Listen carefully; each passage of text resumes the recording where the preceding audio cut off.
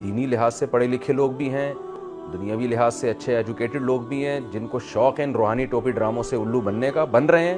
وہ کہہ رہے گونگے کو بولنا سکھا رہا ہے اور بہروں کو سننا سکھا رہا ہے، الو بنانے کے علاوہ یہ کچھ بھی نہیں سکھا رہا۔ اور پتہ نہیں اس طرح کے ٹوپی ڈرامے اور ماضی میں قریب میں گزر چکے ہیں، پھر بھی لوگوں کو عبرت نہیں آتی۔ سعودی عرب سے محترم کو نکالا گیا ہے، اور کمال کی بات ہے کہ ہمارے والے شیخ وہاں پہنچے ہوئے ہیں، ان کے والے شیخ ادھر آئے ہوئے ہیں۔ پتہ نہیں کیا ہو رہا ہے، یہ سارے ایک جیسے دھندے ہیں جس پہ میں بول بول کے تھک گیا۔ میں اس کردستانی کو کہتا ہوں کہ تیرے پاس اگر کچھ روحانیت اور یہ ٹوپی ڈرامے ہیں نا، تو میرا ایک بال سفید کر کے دکھا دے، انشاءاللہ یہ کچھ بھی نہیں کر سکتے، نہ جن کے ذریعے، نہ چڑیل کے ذریعے، نہ بھوت کے ذریعے، نہ یہ اپنے دم درود کے ذریعے۔ رقیہ کا میں قائل ہوں، رقیہ حدیث سے ثابت ہے، تو رقیہ کا مطلب یہ ہے کہ آپ کسی بھی نیک آدمی سے دم کروا لو، اللہ شفا دے گا۔ بس یہ جو ڈرامے ہوتے ہیں نا، پروفیشنل طریقے سے آ رہے ہیں اور دورے کر رہے ہیں اور پتہ نہیں لاکھوں لوگوں کو شفا دے کے جا رہے ہیں، یہ آپ کی یہ نظر کے دھوکے ہیں۔ ان لوگوں نے خود کچھ گونگوں کو بٹھایا ہوا ہوتا ہے، جن کو بولنا آتا ہے، ان کو پہلے سے گونگا بنایا ہوا ہوتا ہے، دم کیا وہ بولنے لگا، آپ کہتے ہو واڑے واہ گونگا بول رہا ہے، آپ کو کیا پتا کہ یہ گونگا تھا بھی کہ نہیں تھا؟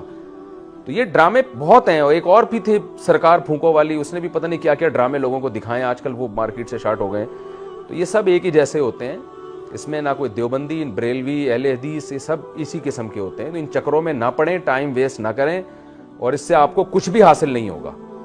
تو میں یہ نہیں کہہ رہا کسی پہ تشدد کریں، کسی کو آپ مارے پیٹیں، ایسا ہرگز نہ کریں، ہمارا ملک ان حالات کا متحمل نہیں ہے۔ لیکن اللہ کا واسطہ آپ ان ڈراموں سے اپنے آپ کو دور رکھیں، یہ کچھ بھی نہیں کر سکتے۔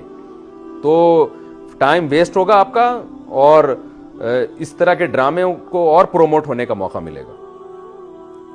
میں ایک دفعہ بیٹھا ہوا وہاں، جو مسقط کے مفتی اعظم تھے، بڑے ملنسار تھے، ان سے ہماری میٹنگ طے تھی، انہوں نے ہمیں ٹائم دیا، تو 2 ڈرامے عراق سے پہنچ گئے، روحانی علاج والے، بغیر ٹائم لیے پہنچے، تو میرا سارا ٹائم وہ پی گئے۔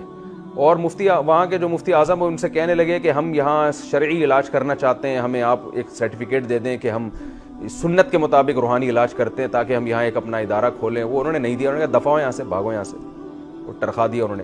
تو میرا بھی سارا وقت وہ پی گئے، نا اخلاق کہ بھائی کسی کو ٹائم دیا ہوا ہے، اور دوسرا اور فری پھوکٹ میں ان کا کھانا بھی کھا کے گئے ہیں۔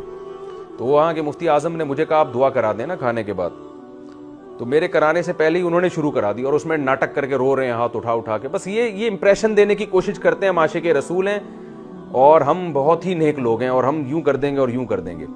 تو جو رقیہ نبی صلی اللہ علیہ وسلم سے ثابت ہے، وہ خود یاد کر لیں، سورہ فلق ہے، سورہ ناس ہے، آیت الکرسی ہے، کوئی اتنا مشکل ٹینشن والا کام نہیں ہے، سورہ فاتحہ ہے، خود پڑھ کے اپنے اوپر دم کر لیا کریں۔ نہیں ہے تو کسی مسجد کے امام سے بولیں بھئی آپ امام صاحب 5 ٹائم کے نمازی ہیں، تکبیر اولیٰ سے نماز نہ صرف پڑھتے بلکہ پڑھاتے ہیں، تو اللہ آپ کی پھونک میں زیادہ اثر رکھ دے گا، تو ان سے کروا لیں۔ بس اس سے آگے اس چیز میں آگے نکلنے کی آپ کو بالکل ضرورت نہیں ہے، اس سے آپ کو فائدے کے بجائے نقصان ہوگا، اور ان چیزوں سے اپنے آپ کو بچائیں۔ یہ کچھ بھی نہیں کر سکتے، یہ ذہن میں رکھیں، بلکہ یہ سب کچھ اس لیے کر رہے ہیں کہ یہ کچھ کر نہیں سکتے۔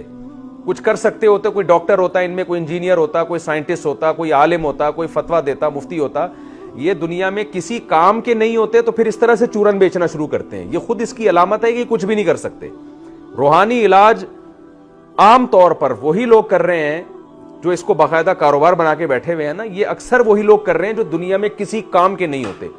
پڑھائی کا ٹائم انہوں نے مدرسوں میں برباد کیا ہوتا ہے، پڑھے نہیں ہوتے، نہ وہ ڈاکٹر بنے ہوتے ہیں، نہ انجینئر بنے ہوتے ہیں، نہ ان کو کمبختوں کو رکشا چلانا آتا ہے، نہ W11 چلانی آتی ہے، نہ وہ کنڈکٹر بن سکتے ہیں۔ اب ان کو پتا ہوتا ہے یار ہم تو بے روزگار بھوکے مر جائیں گے، تو چلو یار سنت رقیہ کے نام پہ یہ دکان کھولو، گونگوں کو 4 گونگے جو بولنا جانتے ہیں ان کو بٹھایا، اور ان کو او آ کیا انہوں نے، وہ آپ کو لگے گا گونگا ہے، پھر اس کو ذرا پھونک ماری، وہ بولنا شروع کر دیا۔ تو ایسے ان کی دکان شروع ہوتی ہے اور دنیا بھر میں کروڑ پتی بن جاتے ہیں۔ تو یہ حساب ہے، اس سے زیادہ ان کی کوئی حیثیت نہیں ہے، فضول لوگ ہیں، ان سے اپنے آپ کو بچا کے رکھیں۔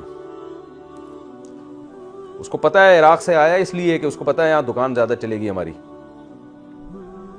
پاکستانی جو ہے نا، سعودی عرب میں حکومت سعودیہ نے بولا نکل یہاں سے پتلی گلی سے، وہاں اچھا عربوں کو بھی ہمارے روحانی ڈرامے باز وہاں جا کے خراب کر رہے ہیں۔ سعودی عرب میں اس طرح کی چیزوں پہ پابندی ہے، وہاں گورنمنٹ اندر کر دیتی ہے، لیکن وہاں بھی یہاں سے چپکے چپکے روحانی ڈرامے باز جاتے ہیں اور عربوں کو بھی خراب کر رہے ہیں۔ ایک ڈرامے باز گیا عرب سے، کہا میں تیری فیکٹری چلا دوں گا، پھونکے مار مار کے آیا، پتہ نہیں کیا اس کو کتنا پیسہ ریال لیا وہاں سے اس نے۔